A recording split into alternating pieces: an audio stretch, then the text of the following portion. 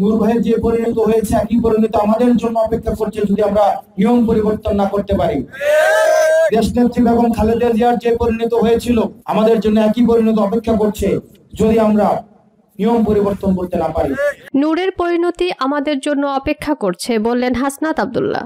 জাতীয় নাগরিক পার্টির এনসিপির মুখ্য সংগঠক হাসনাত আব্দুল্লাহ বলেছেন, নূর ভাইয়ের উপর যে আক্রমণটা হয়েছে এটা আমাদের জন্য একটা মেসেজ। তিনি আরো বলেন, তারেক জিয়াকে দেখেছি মুসলেকা দিয়ে দেশ ছাড়তে হয়েছে, নৃশংসভাবে মেরে মাজা ভেঙে দেওয়া হয়েছিল। একই পরিণতি আমাদের জন্য অপেক্ষা করছে যদি আমরা নিয়ম পরিবর্তন না করতে পারি। খালেদা জিয়ার যে পরিণতি হয়েছিল আমাদের জন্য একই পরিণতি অপেক্ষা করছে যদি আমরা নিয়ম পরিবর্তন না করতে পারি বললেন হাসনাত আব্দুল্লাহ। নিয়ম পরিবর্তনের জন্য যেটার নাম আমরা দিয়েছি সংস্কার, এটার জন্য আমাদের অবশ্যই ঐক্যবদ্ধ থাকতে হবে।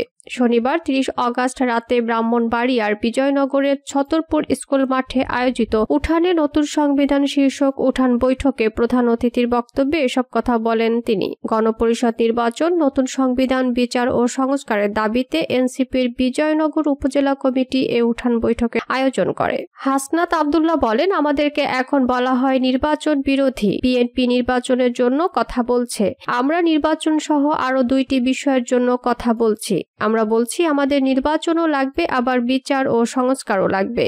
এই যে পুলিশ আমাদেরকে বিনা বিচারে বিনা মামলায় ঘর থেকে তুলে নিয়ে যাবে না, এটার ফয়সালা কি হয়েছে? নেওয়ার পরে যে আমাদের পরিবারকে অবগত করবে, এটার ফয়সালা কি হয়েছে? হয়নি তো। আমরা দেখি একজন মাইক দিয়ে বলে যদি ধানের শীষে না থাকে প্রয়োজনে আমরা নিজেরাই ব্যালট পেপার ছাপাবো।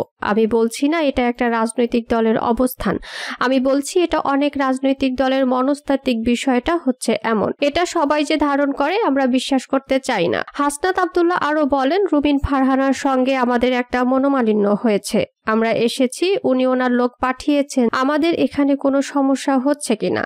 আমাদের জন্য উনি কিছু উপহার পাঠিয়েছেন, এটা আমাদের জন্য পজিটিভ বার্তা, আমাদের অবশ্যই স্বাগতম জানানো উচিত।